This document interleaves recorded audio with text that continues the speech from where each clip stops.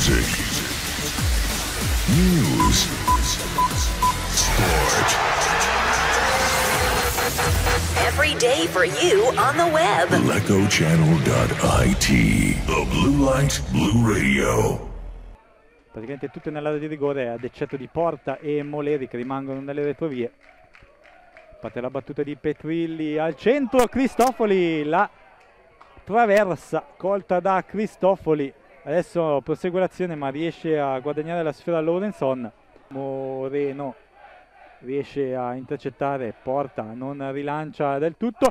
La grande rete, vediamo di chi, del Grumellese, un siluro da fuori area che va praticamente a baciare il palo alla destra di Guagnetti. Praticamente è stato sempre privo di Bertani. Punizione dalla tre quarti di Pozzoni, palla dentro, la girata che finisce di poco fuori di Migliavacca. La rimessa laterale, palla a profondità, Rabbeni trattenuto, riesce comunque a divincolarsi, lato corto dell'area, Rabbeni sul fondo, il cross, Caraffa di un attimo non arriva sulla palla.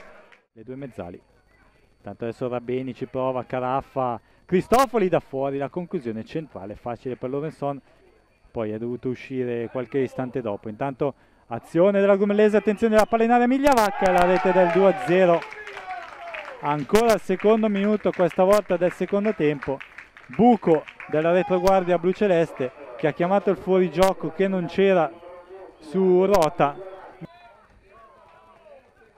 Parte la battuta, messo fuori da Cavalli, il rimpallo però che favorisce Migliavacca e Guagnetti stavolta risponde da par suo.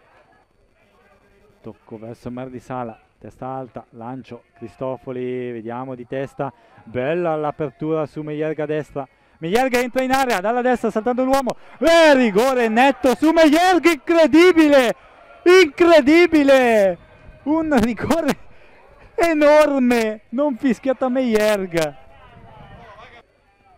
Può andare al cross sul secondo palo, Merlisala, la palla per Cristofoli, non si alza la bandierina, Cristofoli si libera per Meierga che non riesce ad andare a segno. Da buona posizione trova la parata di Lorenson.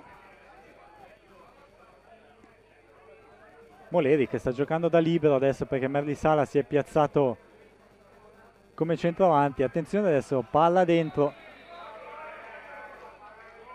Viene fischiato un fallo, vediamo, cartellino giallo a Belotti, rigore per i blucelesti, fallo su Mureno, un'improvvisa giocata in aria, Mureno a terra e il rigore per i blucelesti.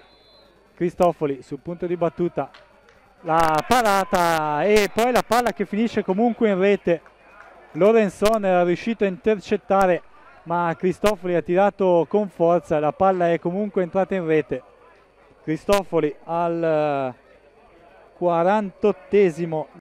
Music, news, sport. Every day for you on the web. LecoChannel.it. The Blue Light Blue Radio.